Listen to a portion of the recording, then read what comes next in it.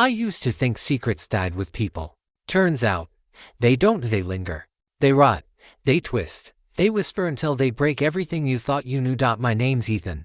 I'm 34. Married for 6 years to a woman named Laura.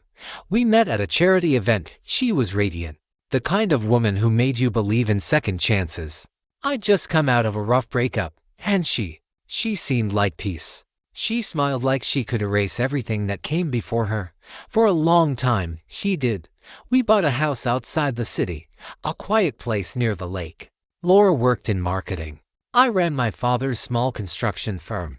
We weren't rich, but we were happy at least. That's what I kept telling myself. The cracks began with the little things. A forgotten text. A strange receipt. The way she started dressing up for late meetings. I didn't want to believe it. Everyone has rough patches, right? But one night, everything changed. It was a Friday. I was supposed to be at a business dinner, but the client canceled last minute. So I came home early. Laura wasn't there. Her car was gone. I noticed her laptop open on the kitchen table, something she never did. A message notification blinked on the screen. I didn't mean to look, but curiosity isn't something you control when you feel something's off. The message was short. From someone named A. Same time tomorrow. He still doesn't know. My stomach dropped. I scrolled up. There were weeks, months of messages. Hotel bookings. Secret meetings. Whispered promises. And the worst part, she wasn't just cheating. She was lying about who he was. Or wasn't some random guy. I recognized the number. It belonged to Adam Foster, my oldest friend, the man who was best man at our wedding. For a few minutes, I couldn't move, couldn't breathe. It was like the world had gone silent, except for the pounding in my head. I didn't confront her that night. I couldn't. Instead, I sat there, staring at her messages, reading every word until the sun came up. By the time she walked through the door, smiling, pretending everything was fine, I already had a plan, because Laura thought she was lying to me. But she didn't know I had my own secret, and it was darker than hers. People think revenge is loud shouting, breaking things, dramatic exits. But the real kind, the kind that hurts, it's quiet, it's patient, it smiles while it plans. The morning after I found out, I acted like nothing had happened. Laura came down the stairs in her robe, kissed me on the cheek, and asked how my dinner went. I smiled back, poured her coffee, and told her it was great. Inside, I was burning. She sat at the table, scrolling through her phone. I watched her reflection in the window, the way she smiled at whatever she was reading, the way her eyes softened. She wasn't texting me. I wanted to throw the mug, scream, demand answers. But I didn't, because I realized something. If I exploded now, she'd have control. If I waited, I could take everything. That weekend, I started my quiet game. First, I bought a second phone, one she didn't know about. I created a fake number and used it to contact Adam's company, pretending to be a potential investor. I wanted to see what he was up to. Turned out, his tech startup, the one he'd been bragging about for years, was barely hanging on. Investors were leaving, money was drying up. And suddenly, Laura's consulting work made sense. She wasn't cheating because of love. She was cheating because of money. He was using her and she was using me. Still, I played my part. I took her out to dinner that night, bought her flowers, told her I'd been thinking about taking a second honeymoon. She lit up like nothing had happened. That fake smile burned into my brain. The next morning, while she was in the shower, I installed a hidden camera in her car. Tiny and detectable, linked directly to my phone. By noon, I had what I needed, her pulling up to a hotel downtown. Room 416, Adam waiting outside. I didn't watch more. I didn't need to. I already knew. But here's where things started to shift. When I zoomed in on one of the frames, I noticed something strange. Adam wasn't just meeting her. There was another man there, older, in a suit. He handed Laura an envelope. She looked nervous. Then Adam took it, and they went inside. That wasn't romance. That was business. And I suddenly remembered something, a detail from months ago that hadn't seemed important at the time. My father's old company, Morgan Construction, was under audit after a suspicious transaction. A transfer that I couldn't trace. The amount, exactly the same figure I saw in that envelope. $250,000. That's when it hit me. This wasn't just infidelity. It was a setup. Laura and Adam weren't just betraying me personally, they were stealing from me, from my family. I spent the next week pretending to be the same naive husband, making breakfast, kissing her goodnight, smiling through the lies. But at night, I was gathering everything: emails, screenshots, recordings, GPS logs. The evidence piled up until it felt like I was building a bomb, one that would explode exactly when I wanted it to. The first part of my plan was simple. I created a fake investor named Mark Hale. I used an alias, fake LinkedIn profile, everything. I reached out to Adam's company and offered a massive deal, a cash injection that would save his startup. All I asked for in return was a private meeting with him and his silent partner. He agreed immediately. And he didn't even realize that silent partner was Laura. I had them both where I wanted them. That night, as Laura slept beside me, I lay awake, staring at the ceiling. She looked peaceful, almost innocent. And for a second, I wondered if maybe I'd gone too far. Maybe there was still a part of me that wanted to forgive her. But then my phone buzzed, a new video from the car. Camera, Laura, parking, outside that same hotel again. And any doubt I had burned away. Because forgiveness is mercy, and mercy is for people who tell the truth. I still remember the day everything started falling perfectly into place, like dominoes I'd been lining up for weeks. The meeting was set for Thursday afternoon. Adam thought he was meeting Mark Hale, a wealthy private investor interested in buying into his failing startup. Laura thought she was there to consult on the deal. Neither of them had a clue who was really waiting for them. I rented a conference room downtown, clean, professional, neutral ground. The kind of place that made lies sound like business plans. I wore a suit she'd never seen before and a pair of glasses that made me look just different enough. When they walked in, I almost laughed. Adam looked exhausted, desperate, hiding it behind fake charm. Laura was polished, pretending to be confident, though her hands trembled when she placed her purse down. "Mr. Hale," Adam said, shaking my hand. "It's great to finally meet you." "Likewise," I replied, keeping my voice calm, steady. "Please, sit. Let's talk about the numbers." For the next 20 minutes, I listened to them pitch their company, all optimism and empty promises. I didn't say much. I just watched. Watched how Laura smiled at him when he spoke. Watched how he touched her knee under the table when he thought I wasn't looking. They were so used to lying that the truth didn't even scare them anymore. When they finished, Adam leaned back, grinning. "So, what do you think? Can we make a deal?" I folded my hands. "I think I've heard enough." Laura tilted her head. "You sound unsure." I smiled faintly. "Actually, I'm very sure." Then I leaned forward and said her name. "Laura." Her smile froze. Adam blinked. "Wait, what did you just?" I took off my glasses, my voice low, sharp.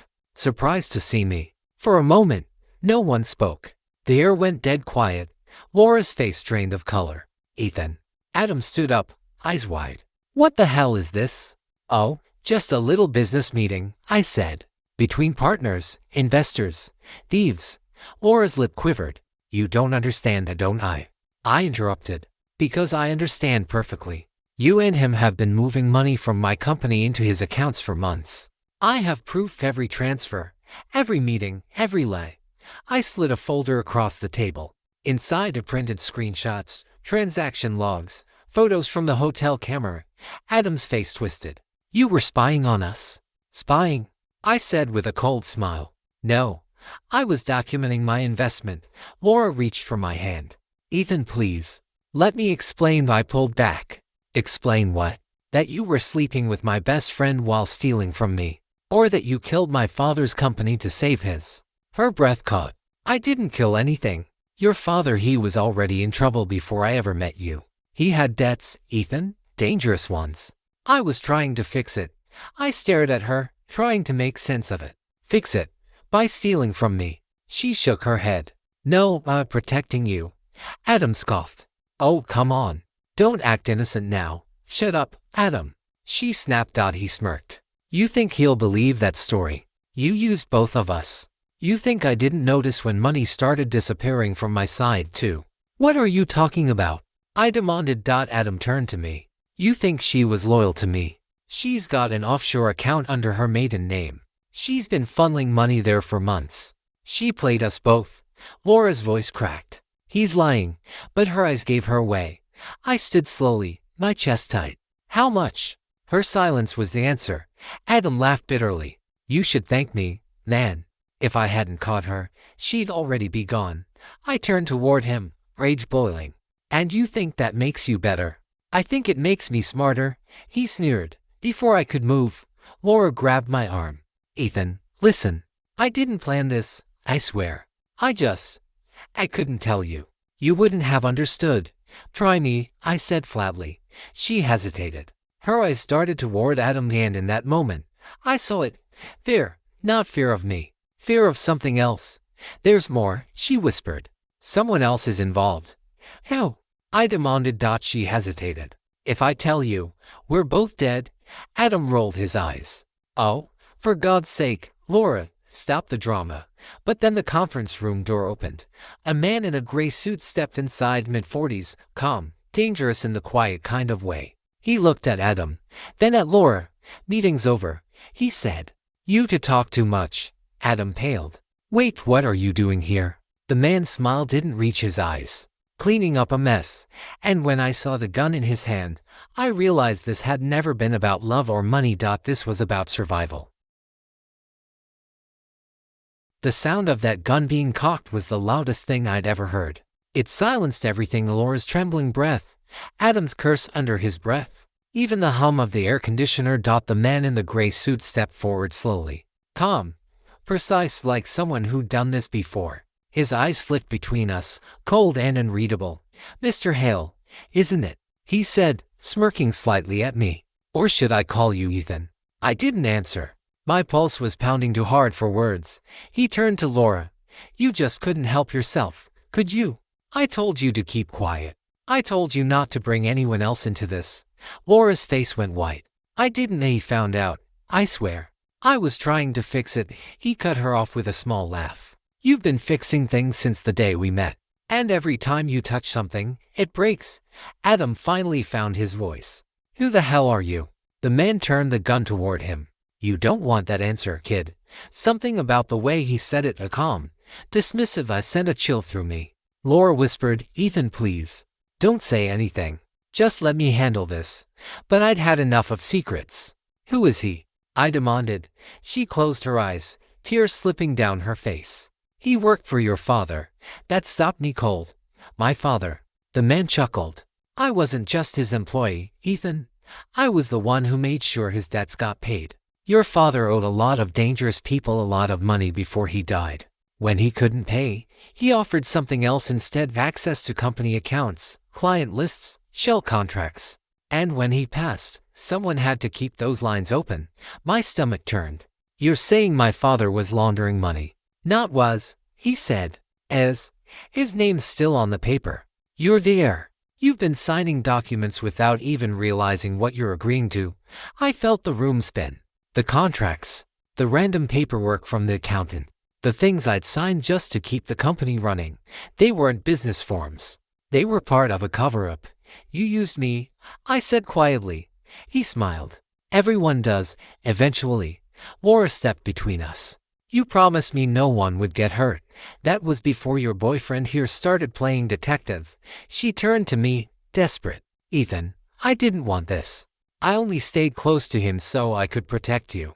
He said if I didn't help, he'd spare me. The man interrupted, lifting the gun.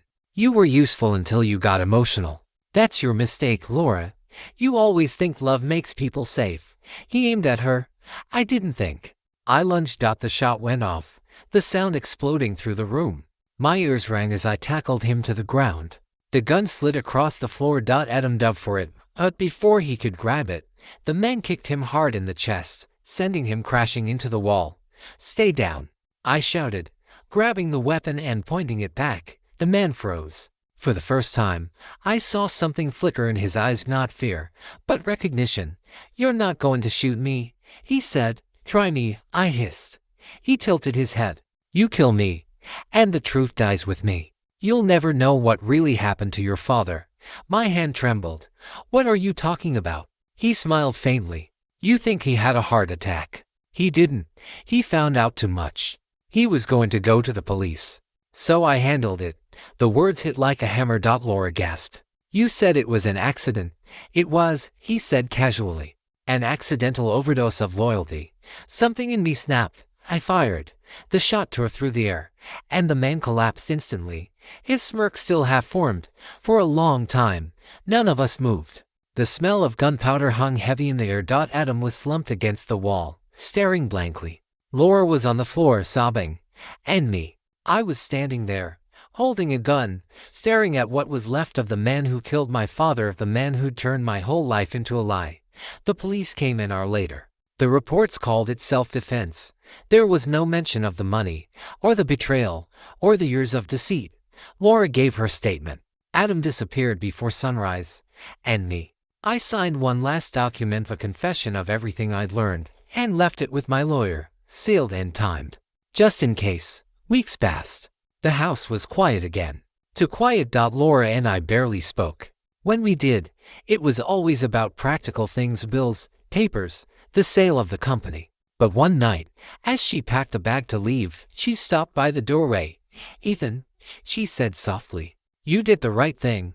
I looked up at her. Did I? She smiled faintly, eyes red. You ended it. Then she hesitated. There's one thing I never told you. I didn't respond. I didn't want to know.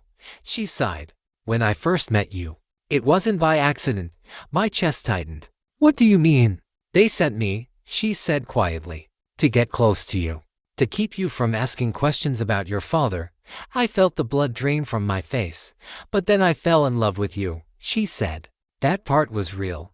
She left before I could say anything. I haven't seen her since.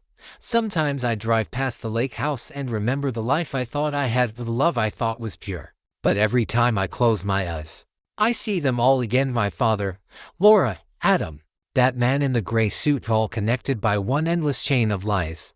And I realize something. You can't destroy lies with truth. You can only replace them with bigger ones. So now I keep my own. And if anyone ever asks what happened that night, I'll smile and tell them she betrayed me. But she never knew what I knew.